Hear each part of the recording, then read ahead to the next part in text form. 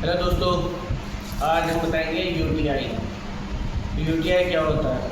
UTI वैसे दो type का होता है, एक अपर यूटीआई होता है और एक होता है लोअर यूटीआई।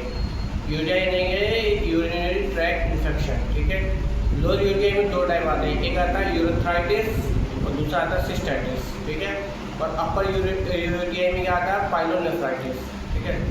अब लोअर यूटीआई में यानी कि जो होता है हमारा यूरेथ्राइटिस, उसका वो क्या चीज़ होती है? जो यूरेथ्रा होता है उसमें इन्फ्लेमेशन हो जाता है, सूजन हो जाती है, उसे कहते हैं यूरेथ्राइटिस। उसके सिम्टम क्या होंगे?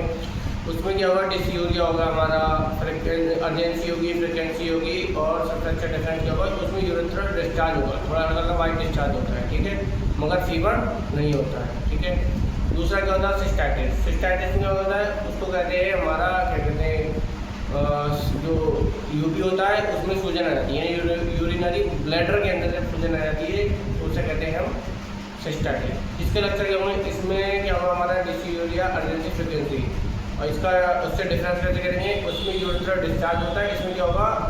सुप्राप्यूबिक पेन होगा, यानी कि जहाँ एक जगह पे जहाँ पे हमारा यूपी होता है वहाँ पर उसको पेन होता है, ठीक है, मगर फीवर इसमें भी नहीं होता है, ठीक है। इसके बाद तीसरा आता है अपर यूटीआई जो होता है, उसमें हमारा आता है पाइलोनेफ्राइटिस। पाइलोनेफ्राइटिस में क्या होता है? उसमें सबसे डिफरेंशियल जो होता है डी अगर बनाएंगे तो उसमें होता है फीवर आता है और प्लेन पेन होता है, यानी कि इन साइड में पेन होगा और फीवर आएगा, ठीक है।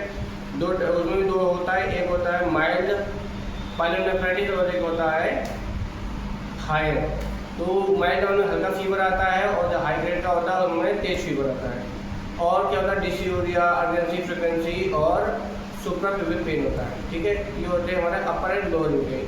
तीनों डिफरेंस कैसे करेंगे देखना पड़ेगा। अगर बुखार नहीं आ रहा है तो समझो क्या होगा? लोअर यूटीआई, यानी सिस्टाइटिस हो सकता है या फिर यूरेथ्राइटिस। और उन दोनों में डिफरेंस कर देंगे। अगर सुप्राप्यूबिक पेन है तो समझो यूरेथ्राइट तो सिस्टाइटिस है, और अगर उसको वाइट डिस्चार्ज हो रहा है हल्का तो वो यूरेथ्राइटिस है।